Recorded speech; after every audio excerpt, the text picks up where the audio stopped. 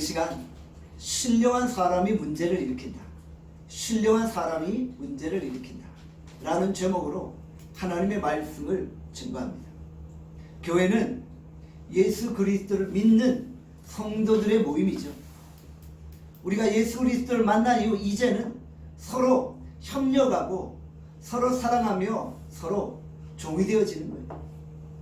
성도들이 서로 격려하고 위로하고 돌아보는 아름다운 공동체를 이루어야 하는 것이죠. 우리 성도들 가운데 연약한 성도들이 있으면 우리가 돌아보는 거예요. 또 보이지 않는 성도들이 있으면 우리가 관심과 사랑을 베푸는 거예요. 이것이 바로 아름다운 교회의 공동체라는 것이죠. 우리 주변에 혹시 상처 입은 자가 있습니까? 우리가 그들을 싸매어주고 지친 자가 있으면 뒤에서 그들을 끌어주는 거예요. 신앙생활은 산행과 같습니다. 산행을 하다 보면 지칠 때가 있잖아요. 그럴 때 서로 끌어주고 서로 밀어주면서 함께 정상에 오르는 것입니다. 우리 주변에 낙오자나 이탈자가 한 사람도 없도록 같이 보조를 맞추어서 걸어가야 하는 것이죠. 우리가 교회 안에 연약한 자들을 만나게 됩니다. 우리가 그들을 어떻게 대해야 될까요? 그들을 돕고 격려하고 위로하고 힘이 되어줄 수 있어야 하는 것이죠. 오늘 본문 갈라디아서 6장 1절에 이렇게 말씀합니다. 같이 갈라디아서 6장 1절 읽겠습니다. 시작. 형제들아, 사람이 만일 무슨 범죄한 일이 드러나거든 신령한 너희는 온유한 심령으로 그러한 자를 바로잡고 너 자신을 살펴보아 너도 시험을 받을까 두려워하라. 어떤 성도의 범죄가 드러나게 되었어요. 그러면 신령한 자가 연약한 자를 바로잡아 주어야 하는 것이죠. 여기서 범죄함이란 헬라어로 파라플로타미로 고의적인 범죄가 아니라 부지 중에 실수로 저지른 허물이나 넘어짐이나 육체적인 연약함을 의미하는 거예요. 길을 걷다가 발을 잘못 뒤져서 실수로 넘어져 있는 상태, 뭐 이런 것들을 보여주는 것이죠. 믿음이 연약한 자가 믿음의 길에서 탈선하게 되어집니다. 초신자들이 신앙생활을 하다가 여러 가지 육체의 연약함으로 넘어질 때가 있잖아요. 그럴 때 신령한 자들이 연약한 자들을 바라보며 마음의 안타까움을 느끼는 거예요. 저렇게 살면 안 되는데 하는 마음을 가지고 답답해하는 경우가 있죠. 신령한 자들이 육체적으로 연약한 자들을 바로잡아주고 싶은 그런 마음의 충동을 느끼게 됩니다. 그럴 때 우리 신령한 자들이 항상 주의해야 할 것이 있다는 거예요. 상대방이 하나의 인격체라는 사실을 잊지 말아야 한다는 것이죠. 어떤 교훈이나 권면을 할 때 온유한 심령으로 다가가야 하는 것이죠. 신령한 자들이 교만한 마음이나 우월한 마음을 가지고 연약한 자들을 대해서는 안 된다는 것이죠. 신령한 자들은 온유함으로 사랑의 마음으로 다가가야 하는 것입니다. 자칫 연약한 자들을 바로잡아 준다고 하면서 교회 안에 큰 분쟁이나 다툼을 일으킬 수 있다는 것이죠. 교회 안에서 성숙한 자들이 당연히 연약한 자들을 돌아봐야 되겠죠. 그런데 연약한 자들을 우리가 대할 때 항상 마음에 교만함을 가지지 말아요. 나도 그런 연약한 시절이 있었음을 우리가 생각해야만 하는 것이죠. 상대의 연약함이 바로 나의 과거의 모습일 수 있었음을 기억하면서 항상 나 자신을 돌아보는 그런 마음도 있어야 된다. 우리가 누구를 위로할 때, 격려할 때 혈기나 누군가를 주장하는 자세로 하는 것이 아니라 항상 온유함과 사랑을 가지고 행해야 한다는 것이죠. 우리가 어떤 연약한 자들을 돌아보며 나도 넘어질 수 있다는 사실을 기억하면서 경계해야 됩니다. 소위 교회 안에서 신령하다고 말하는 자들이 너무 목소리를 크게 내고 목에 힘을 주고 남을 정죄할 때가 있다는 거예요. 저는 종종 그런 경우를 봐요. 신령하고 기도 많이 한다는 자들이 사람들을 함부로 판단하고 정죄하는 거예요. 저 사람은 신앙생활을 잘 못해서 저런 사건과 사고를 만났다면서 함부로 그 인생을 정죄할 때가 있다는 거예요. 여러분, 우리가 이런 일들을 주의해야만 하는 거예요. 우리가 신령하다고 말할 때 더 사랑과 온유함으로 상대편을 품어줘야 되는 거예요. 우리가 누군가 위에 군림하려고 하고 그를 판단하고 정죄하려고 할 때 교회 안에 더 큰 시험과 어려움이 발생할 수 있다는 사실을 기억합시다. 누군가를 정죄하는 것은 확인 사살하는 거예요. 지금 누군가가 넘어져 다쳤어요. 사업에 어려움을 당했어요. 그런데 신령한 자들이 대부분 뭐라고 말해요? 믿음 생활을 잘 못해서 저런 일을 경험했다고 말해요. 그러면서 안 그래도 지쳐 거의 쓰러져가는 사람에게 정죄하는 멘트를 남기고 그냥 완전히 짓밟아버리는, 정죄는 확인 사살입니다. 그런 말 안 해도 지금 거의 넘어져 죽기 일보 직전인데 그렇게 말로써 사람을 더 죽게 만드는 경우가 있다는 거예요. 그래서 오늘 본문의 제목이 뭐예요? 신령한 자들이 문제를 일으킬 수 있다는 거예요. 여러분들, 우리가 신령하다고 말할 때 그 신령함으로 인해 오히려 교회에 더 분쟁과 갈등과 문제가 생겨날 수 있음을 우리가 기억해야만 한다는 것이죠. 사도 바울이 갈라디아 교회를 향해 지금 알려주고 있는 권면의 말씀이 무엇입니까? 연약한 자를 바로잡아주지 말라는 게 아니에요. 본문은 분명히 연약한 자가 있으면 바로잡아 주어라고 말하고 있는데, 그런데 어떤 방식으로 해야 된다는 거예요? 온유한 마음으로 해야 된다는 거예요. 사랑의 마음으로 해야 된다는 거예요. 교만한 마음이나 정죄하는 마음이나 군림하는 마음으로 해서는 안 된다는 거예요. 오히려 신령한 자들이 군림하는 자세로 할 때 교회 안에 더 큰 문제가 발생할 수 있음을 우리에게 말씀하고 있다는 거예요. 갈라디아서 6장 2절에 이렇게 말씀합니다. 우리 2절 말씀 함께 읽겠습니다. 시작. 너희가 춤을 서로 지라. 그리하면 그리스도의 법을 성취하네. 서로 짐을 진다는 게 무엇입니까? 그들의 연약함을 함께 담당한다는 것이죠. 상대방의 짐을 지게 되면 상대방의 짐은 가벼워지게 되어지는 거예요. 서로 연약함을 보완해주는 관계가 되어진다는 것이잖아요. 우리가 성령 안에 신령한 자 되었습니까? 그러면 연약한 자의 짐을 짊어져 주는 거예요. 신령한 자가 정죄하고 판단하는 역할을 하는 게 아니라 연약한 사람의 짐을 대신 져주는 거예요. 그게 신령하다라는 거예요. 신령하다는 게 뭐 기도만 많이 한다고 신령한 게 아니에요. 기도 많이 하는 사람이 기도만 한다고 하지 진짜 연약한 자들을 도와주고 있습니까? 진짜 연약한 자의 손을 붙잡아서 일으켜주고 있습니까? 그렇지 아니하다면 신령한 자가 아님을 오늘 본문은 말하고 있다는 것이죠. 연약한 자의 짐을 대신 져주는 행위, 이것이 곧 진짜 신령한 자의 모습이라는 거예요. 제가 이런 경험이 있어요. 목회자도 그런 말을 할 때가 있는 거예요. 연약한 자가 있어요. 그래서 안타까운 마음에, 너무 안타까워서 그렇게 하면 안 됩니다 권면을 했어요. 왜냐하면 그렇게 가면은 뻔히 망하는 길임을 알고 있기 때문에 권면을 해주는 거예요. 나는 사랑의 마음으로 했다고 생각을 하고 정말 좋게 온유한 마음으로 권면을 했는데 저에게 날라오는 문자는 뭐냐면요, 목사님 이제 더 이상 연락하지 마세요. 더 이상 연락하지 마세요. 이런 말 할 거면 더 이상 연락하지 마세요. 이런 답장이 오는 거예요. 그러니까 제가 얼마나 마음이 아프겠어요. 그거 하면 안 되는데 그 길을 걷고 있어서 권면해 주려고 하는데 상대편은 그 말을 잘 받아들이지 못하는 거예요. 결과가 어땠을까요? 예상대로죠. 다 망해버렸어요. 다 잃고 다 망했어요. 그러니까 제 마음이 얼마나 아팠겠어요. 내가 분명히 그때 그거 하면 안 된다고 말을 했는데 왜 그 말을 안 듣고 그렇게 고집 피우셨어요.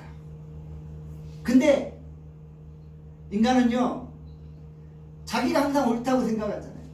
아무리 권면을 해도 들으려고 하지 않아요. 오히려 그런 권면한 것 때문에 또 관계가 더 깨어지고 관계가 멀어지고 제 연락처 차단하고 이런 일이 생겨나는 거예요. 그러니까 우리 신령하다고 말하는 자들이 누군가를 권면해 줄 때 첫 번째는 그런 관계가 돼야 돼요.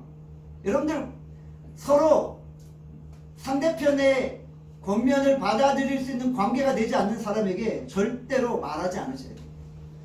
그것이 오히려 상대편과의 관계를 더 망가지게 만들 수 있다는 것이죠.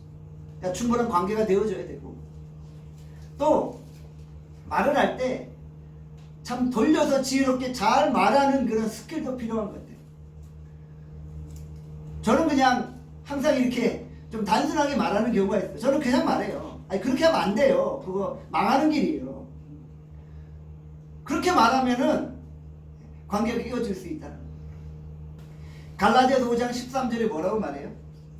오직 사랑으로 서로 종노릇하라. 종노릇하라. 그러니까 신령한 자가 신령한 대로 더 종노릇해야 됩니다. 그러니까 제가 뭘 느꼈냐면요. 내가 이분에게 권면을 해준다고 했지만 내가 정말 종처럼 권면을 해주지는 못했구나. 그러니까 저의 연약함인 거 결국. 제가 연약하기 때문에 그렇게 상대편이 받아들이지 못한 건 아닌가. 항상 나를 살피고 나를 돌아보아야 한다는 것이죠. 제가 또 하나 예를 들게요. 어떤 분이 이 목에 암이 생겼어요. 그래서 정말 사경을 헤맨 분이 계셨어요. 갑자기 그분에게 연락을 하는데 연락이 안 된 거예요. 3개월째 연락이 안 되는 거예요. 그래서 막 걱정하면서 기도했죠. 나중에 그 집에 방문을 했어요. 집에 찾아가서 몇 번으로 집을 두드렸는데 뭐 인기척이 없어요. 그래도 제가 독산동으로 몇 번이나 갔었죠. 3번, 4번 갔었죠. 5번째 갔는데 인기척이 생기는 거예요. 그래서 문을 열고 그분을 만났어요. 그래 알고 봤더니 목 쪽에 암이 생겨서 자기가 수개월째 병원에서 수술하고 회복되다가 겨우 퇴원을 했다는 거예요. 근데 목소리는 여전히 막 이런 상태였어요. 그러니까 제가 얼마나 그분을 걱정하고 염려하고 안타깝게 여겼겠어요. 그래서 기도해 줬어요. 그래서 제가 너무 기쁜 나머지 우리 교회 다른 성도에게 전화를 걸어서 그분을 바꿔줬어요. 바꿔줘서 집사님 이분이 3개월 동안 연락이 안 된 게 이것 때문이었어요. 한번 통화 한번 해보세요. 반가우시죠? 통화 한번 해보세요. 그랬더니 전화를 바꿔준 집사님이 첫 마디에 뭐라 그런 줄 아세요? 제가 충격받았어요. 아무개 성도님 지금까지 교회 안 나오니까 그런 암에 걸렸죠. 잃어버리는 거예요. 지금까지 교회 안 나왔으니까 암에 걸렸죠. 앞으로 신앙생활 잘해야지 이제 암에 안 걸려요. 이런 말을 첫 마디 해버려요. 제가 완전히 죄송한 표현입니다. 뒤집어지는 줄 알았어요.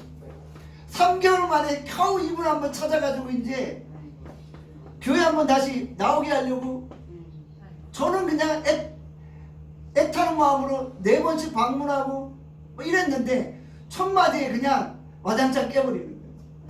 그리고 이분이 교회 그 다음부터 안 간다고. 내가 저분 보기 싫어서 안 간다고.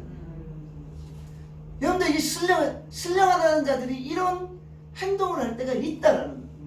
제가 왜 그분을 이렇게 바꿔주겠어요? 이분이 그래도 제가 보기에는 우리 나눔교회에서 가장 신령하다고 생각했던 분이에요. 그러니까 제가 바꿔줬죠. 제가 뭐 교회 잘 안 나오는 초신자들을 바꿔주진 않았을 거예요. 저랑 그래도 같은 마음을 가지고 있고 목회자랑 같은 마음이기 때문에 어느 한 성도가 3개월 안 보이면은 저랑 같은 마음처럼 그렇게 걱정하는 분이라고 생각하고 제가 전화 통화를 해서 바꿔준 거잖아요. 제가 종종 그분에게 또 이야기를 했잖아요. 아무개 분이 몇 개월째 안 나왔기 때문에 걱정스럽다라고 제가 여러 번 이야기를 했기 때문에 기쁜 마음에 바꿔줬는데 그런 사태가 일어난 거예요. 여러분들, 우리가 제가 왜 이런 말을 해요? 신령한 자들이 먼저 연약한 자들의 종이 되어져.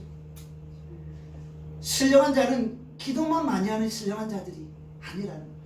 저는 기도 많이 하는 신령한 자들이 얼마나 말로 사람들을 함부로 대하는 그런 모습들 많이 봐요. 제 얼굴에 침 뱉는 것 같지만요, 신령하다는 목회자들이 강단에서 얼마나 많이 사람들을 말로 힘들게 합니까? 사실 그런 경우들이 많이 있잖아요. 저도 예외는 아닐 거예요. 저도 예외는 아닐 거예요. 우리가 항상 종노릇하는 일을 주저하지 않아야 된다. 당시 로마 사회에는 종과 주인이 있었어요. 주종 관계가 있었어요. 로마 사회. 왜냐하면 로마 사회는 수많은 식민지 종들을 보유하고 있었잖아요. 로마 사회는 소수의 로마인들, 로마 시민권을 가진 자들과 대다수의 종들로 이루어져 있잖아요. 소수의 기득권층이 로마 사회 전체를 지배했었잖아요. 짐은 누가 져요? 주인이 지는 게 아니라 종이 지는 거예요. 종만 짐을 져요. 항상 종은 주인의 짐을 지고 다닙니다. 그래서 본문에 이런 배경 속에서 사도 바울이 우리에게 뭘 이야기를 해요? 서로 종이 되라는 거예요. 서로 짐을 지고 걸어가라는 거예요. 팔을 등 뒤에 이렇게 뒷짐지고 다니지 말고 허리를 굽히고 무거운 짐 들고 종처럼 서로 종노릇하는 생활을 하라는 거예요. 우리는 종이 아니라 자유인이에요. 그런데 자유인이 종처럼 짐을 지고 살아가라는 거예요. 무엇을 의미합니까? 자기 희생, 자기 부인이에요. 그렇게 신앙생활 하라는 거예요. 교회 안에서 신령한 자들이 다른 사람의 짐을 지고 자기를 부인하며 자기를 희생하는 거예요. 신령하다는 것은 성령 충만을 이야기하죠. 오늘 본문 바로 전 갈라디아서 5장의 성령 충만을 이야기해요. 성령 충만은 무엇입니까? 성령의 열매를 나타내는 거예요. 성령의 열매를 맺는 거예요. 성령 충만은 성령의 열매로 드러나는 거예요. 성령의 열매가 뭐예요? 사랑하고 온유하고 절제하고 오래 참고 충성하고, 여러분 이런 게 성령의 열매잖아요. 신령한 자가 정말 삶 속에서 이런 삶의 열매로서 나가야 한다는 것이죠. 우리가 주변에 영적으로 연약한 자들이 있을 때 외면하지 않기를 바랍니다. 주변에 낙심한 자가 있나요? 상처 입은 자가 있나요? 우리 그들을 외면하지 맙시다. 그들을 감싸주고 싸매어 줍시다. 제가 올 초에 우리 나눔교회의 비전을 이렇게 선포하며 이런 말씀을 드렸죠. 우리 나눔교회는 주먹 같은 교회가 되어요. 강도 만난 이웃이 우리 주변에 있다면 어떻게 해야 돼요? 그를 데리고 와서 싸매주고 붕대 감아주고 약 발라주고 식사 대접해주고 그리고 주막에 머물게 해줘야 되는 거예요. 그리고 그를 회복시켜 주어야 하는 거예요. 여러분 이것이 교회의 역할이라는 거예요. 우리가 상처 입은 자를 외면하지 아니하고 감싸고 싸매어 줄 수 있기를 바랍니다. 로마서 12장 15절에서 16절에 말씀합니다. 함께 로마서 12장 15절 16절 읽겠습니다. 시작. 즐거워하는 자들과 함께 즐거워하고 우는 자들과 함께 울라. 서로 마음을 같이 하라. 높은 데 마음을 두지 말고 도리어 낮은 데 추하며 스스로 지혜 있는 채 하지 말라. 다른 지체의 즐거움이 나의 즐거움이에요. 다른 지체의 눈물이 나의 눈물이 되어지는 거예요. 우리가 신령하다고 말하며 마음을 높은 곳에 두지 아니하고 항상 낮은 곳에 두며 섬기는 자세로 나아가는 것이죠. 요한복음 11장 33절에 예수님이 이렇게 말씀하십니다. 요한복음 11장 33절 말씀 제가 읽도록 하겠습니다. 예수께서 그가 우는 것과 또 함께 온 유대인들이 우는 것을 보시고 심령이 비통히 여기시고 불쌍히 여기사. 예수님도 우는 자들을 바라보면서 같이 울어주셨고 비통해하는 자들, 가슴 치는 자들을 바라보며 같이 가슴 치고 슬퍼하셨다는 것이죠. 예수님은 자신을 공격하는 유대인들이 우는 모습을 보며 함께 울어주신 거예요. 이웃의 아픔과 고통을 외면하지 않으셨던 거예요. 아파하는 자의 그 아픔을 함께 져주었다는 것이죠. 독일의 신학자 본 헤퍼가 이런 말을 남겼어요. 예수는 타인을 위해 존재하는 분이다. 교회는 이웃을 위해 존재하고 있다. 우리가 연약한 자들을 방치하지 말기를 바랍니다. 마귀의 목적이 무엇입니까? 마귀는 연약한 자가 실수할 때 거기서 완전히 헤어나지 못하고 쓰러지도록 만들어버려요. 그러니까 마귀가 잘하는 게 뭐예요? 정죄잖아요. 마귀는 사람을 정죄하게 만들어요. 너 죄 졌어? 너 예수 믿는데 죄 졌어? 너 예수 믿은 거 아니야. 이제는 너 예수님을 따라 살아. 네가 그렇게 죄지고 무슨 예수 믿는 사람이라고 말할 수 있어. 너 그것밖에 안 되니까 너 영원히 예수님 따라 세상으로 가. 이렇게 정죄하는 거예요. 여러분들 연약한 자를 짓밟는 게 바로 사단의 목적이에요. 정죄는 마귀가 쓰는 방법이에요. 넘어진 자를 짓밟아버리는 게 마귀의 사명이라는 거예요. 그 당시 서기관과 바리새인들이 사람들을 정죄했잖아요. 정죄함으로 사람들을 이렇게 세우고 격려한 게 아니라 더 쓰러져 버리게 만들었다는 것이죠. 여러분들 우리가 마귀가 하는 행동을 하지 않기를 바랍니다. 이제 우리는 연약한 자들을 죽이는 것이 아니라 이렇게 살리는 거예요. 사람을 죽이는 것이 아니라 살리는 역할을 감당하는 거예요. 어떤 사람이 길 가다가 넘어져서 팔이 부러졌어요. 그러면 우리가 해야 될 일이 뭐예요? 부러진 팔을 다시 이렇게 교정시켜 줘야 되는 거예요. 오늘 본문에 바로 잡는다는 게 그런 표현이에요. 연약한 자가 있으면 바로 잡아주어라, 이런 표현이 팔이 빠졌을 때 팔을 다시 끼워주라는 거예요. 근데 신령한 자들이 어떻게 한다는 거예요? 팔이 빠지니까 완전히 팔을 빼버리는 거예요. 완전히 팔을 그냥 빼버리는 거예요. 못쓰게 만드는 거예요. 그렇게 하지 말라는 거예요. 신령한 자들이 교회를 세우고 성도들을 세우고 목회자를 세우는 것입니다. 교회 안에 신령한 자들이 이상한 행동을 할 때가 있죠. 눈에 불을 켜고 성도들의 실수를 관찰하는, 눈에 불을 켜고 담임 목사의 그 허물과 실수를 막 이렇게 관찰하고 다니는 거예요. 그래서 매주일마다 노트에 빼곡하게 우리 목사님의 실수를 적는 거예요. 성도들의 연약함을 적는 거예요. 40일 금식 기도한 권사님이 제일 무섭다고 하잖아요. 40일 금식 기도하고 돌아와서 우리 담임 목사님은 40일 금식 기도 안 한다고 그렇게 말하고 다닌다고 하잖아요. 나는 40일 특별 새벽 기도회 하는데 저 성도는 기도 생활 안 한다고 그렇게 말하고 다닌다고 하잖아요. 눈을 동그랗게 뜨고 비판적인 시각을 가지고 목회자와 성도들이 연약함을 찾아내는 것. 그것은 사람을 살리는 길이 아니라 죽이는 길입니다. 그래서 40일 금식 기도한 사람이 교회 분쟁을 일으킨다고 하잖아요. 갈라디아서 6장 3절에서 4절에 이렇게 말씀합니다. 함께 읽어보겠습니다. 시작. 만일 누가 아무것도 되지 못하고 된 줄로 생각하면 스스로 썩는 겁니다. 각각 자기의 일을 살다. 아무것도 되지 못했으면서 된 줄로 착각하는 사람이 신령한 사람이라는 거예요. 스스로 다른 사람들, 연약한 사람들을 죽이는 일을 하면서 나는 신령하고 나는 의롭고 나는 선하다고 말하는 자들, 그들이 바로 서기관과 바리새인들이라는 거예요. 신령하지 않으면서도 신령하다고 생각합니다. 그들은 스스로를 속이는 자들인 것입니다. 이웃의 짐을 나눠줄 때 항상 경계하고 조심하고 이 주둥이를 조심해야 돼요. 입술을 조심해야 돼요.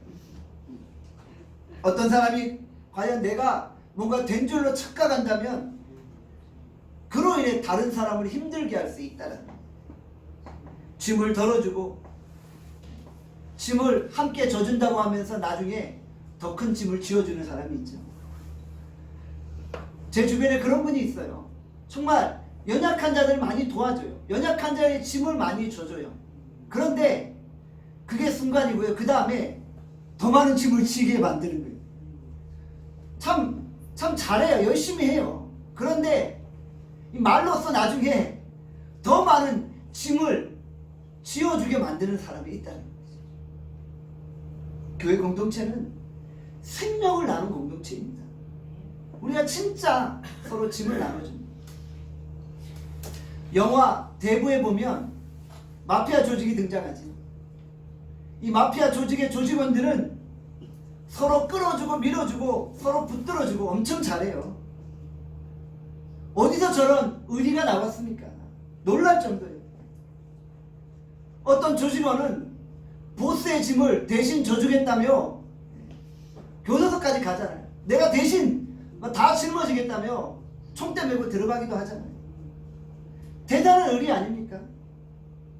누구 하나, 조직원 하나가 외부 사람들이 맞고 오면 어떻게 돼요? 모두가 다 연합해서 복수하러 가잖아요. 서로 짐을 져주고 생명 걸고 싸워주잖아요. 누구 하나가 어려움 당하면 어떻게 해요? 그 가족을 끝까지 책임지죠. 조직원을 위해 충성한 사람이 있으면 끝까지 가족을 책임지죠. 이런 표현 좀 웃기지만 교회가 마피아 조직보다 의리가 없을 때가 있어요. 생명을 나눈 공동체인데 너무 의리가 없어요. 서로 정말 돌아보고 서로 끌어주고 밀어주고 주거니 받거니 하며 서로 격려해야 되는데 그런 게 없어요. 우리 나눔교회가 서로 상처를 싸매어주고 격려해주고 위로해주고 서로 짐을 져주는 그런 공동체가 될 수 있기를 바랍니다. 아멘. 우리는 그리스도의 생명을 나눈 공동체인데 세상에 그런 의미 없는 단체보다도 그렇게 의리가 없나요? 서로 우리가 돌아봄이 없나요? 한번 성도로서의 관계를 맺으면요 끝까지 믿어주고 무덤까지 간다 이런 각오로 같이 가는 거예요. 공사 공생의 마음을 가지고 함께 가는 거예요. 우리 한남교 어르신이 우리 이렇게 나눔교회의 성도가 됐잖아요. 그러면 무덤까지 같이 우리 가는 거예요. 그런 우리 이 공생의식을 가지고 함께 사나의 의리를 가지고 가는 거예요. 교회가 조그만 어려움이 있으면요 벌써 싹 돌아서는 그런 모습들이 많이 있다는 거예요. 우리 교회 가운데 질병으로 고통당하는 분이 있잖아요. 스스로 회복 중인 성도들이 있잖아요. 그럼 우리가 그들의 짐을 함께 나눠주는, 기도의 짐을 함께 나눠주는 거예요. 저는 요즘에 우리 나눔의 성도들 가운데 병으로 고통당하는 분들이 있어가지고 항상 그분들을 위해서 기도의 짐을 지고 있어요. 하늘같이 기도하는 거예요. 병상에서 신음하는 분들을 위해 수시로 길거리 가면서도 중얼중얼 기도하고 속히 회복시켜달라고 간 거예요. 그들의 기도의 짐을 나눠주는 거예요.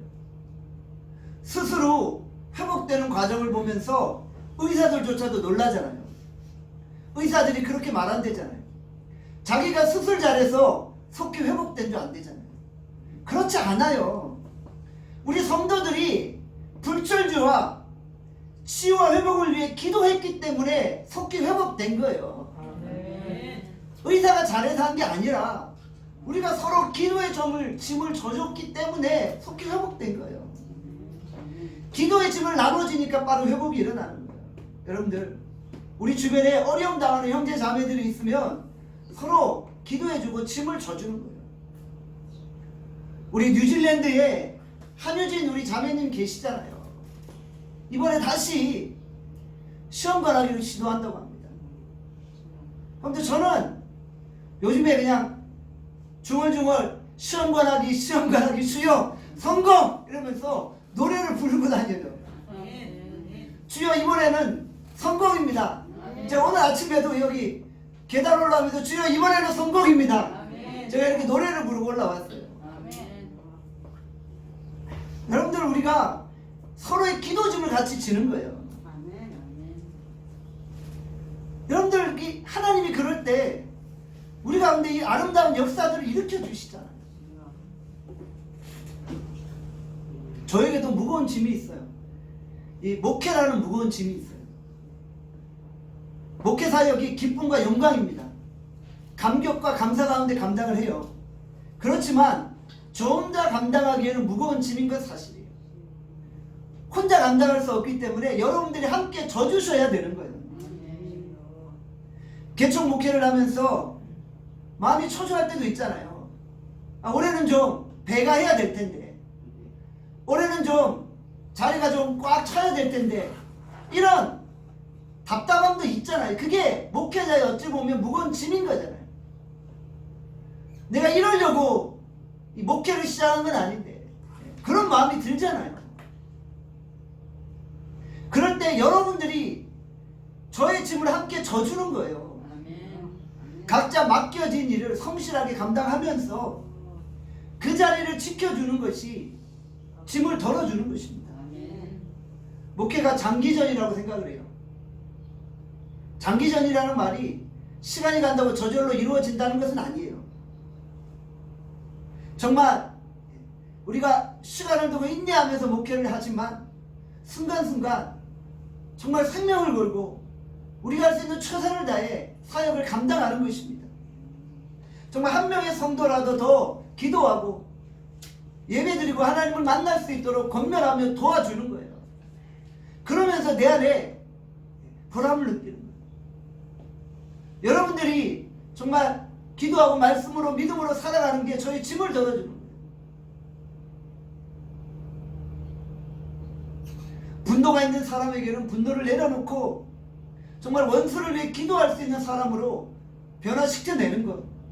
상처가 있는 자는 상처를 치유해주고 또 내 상처만 치유받는 게 아니라 다른 사람의 상처까지 치유해 줄 수 있는 사람으로 세워지는 것. 여러분들 이런 모습이 우리 가운데 있기를 바랍니다. 우리가 주께서 원하시는 모습을 기대하면서 한 걸음씩 전진하는 거예요. 그러다 보면 어느 순간 교회 전체가 부흥의 도가니로 타오르게 되어질 것입니다. 이 모든 사역은 저 혼자만 하는 것이 아니라 우리가 각자의 위치에서 최선을 다하는 것입니다. 우리가 상대방을 위해 약간의 시간을 내어주기만 해도 상대방의 삶의 치유 역사가 일어납니다. 코로나 사태 이후에 사람들이 한이 맺혀 살아요. 외로움 속에 살아요. 고독함 속에 살아요. 서로 마음을 터놓고 이야기하고 싶은데 이야기할 사람이 없다고 합니다. 그때 우리가 마음을 열고 이야기를 들어주고 이해해주고 믿어주고 서로 격려하고 도와주는 것입니다. 그럴 때 서로의 짐이 가벼워지고 상처가 치유되는 것이죠. 성도들의 문제를 일일이 해결해 주지 않아도 괜찮아요. 그냥 상처에 공감해주고 이해해주고 관심만 가져주어도 놀라운 치유의 역사가 일어나는 것입니다. 진짜 우리 나눔교회가 서로 짐을 져주는 의리 있는 공동체, 서로 돌아보고 서로 격려하는 아름다운 공동체가 될 수 있기를 바랍니다. 기도하겠습니다. 오늘 이 시간 주께서 우리에게 주신 말씀 생각하며 기도합니다. 하나님, 우리가 진정 서로 돌아보고 격려하고 서로 위로해주며 서로 힘이 되어지는 공동체가 되어질 수 있기를 간절히 소원합니다.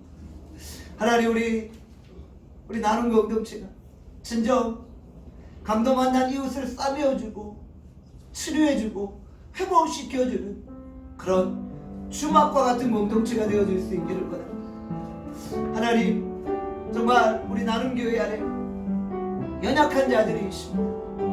육체적으로 영적으로 여러분들 연약한 자들이 있지만 주님, 우리가 서로의 짐을 지고 서로를 위해 기도해 줄 수 있기를 간절히 소원합니다. 신령한 자들이 남을 정죄하고 비판하기만 잘하지 진정 그들의 종이 되어 그들의 짐을 대신 져주고 있습니다. 하나님, 오늘 우리가 정말 그리스도 안에 하나의 공동체를 이루어서 이제 우리가 서로 돕고 협력하고 위로하고 서로 힘이 되어줄 수 있기를 간절히 소원합니다. 성령께서 오늘 우리 마음 가운데 함께 해주시고 우리의 마음을 열어주시고 우리의 상처를 치유해달라. 이 시간 주여 한번 외치고 통성으로 기도합니다. 주여 아버지, 드디어 우리가 주의 하나님의 말씀 앞에서 하나님 아버지, 우리는 주의 능력으로 주의 긍휼과 자비로 함께하여 주시고, 하나님 오늘도 우리가 하나님의 놀라우신 은혜와 축복과 사랑과 위로를 경험하기로 아버지 하나님, 우리가 서로 정렬하다 서로 짐을 져주고 서로를 위로하고 서로를 격려해 줄 수 있게 하여 주시고, 하나님 우리가 서로를 정죄하지 않게 하여 주시고, 하나님 어려움 당할 때 힘이 되어줄 수 있다. 하나님 우리가 말로 사람들을 지혜롭게 위로할 수도 있다.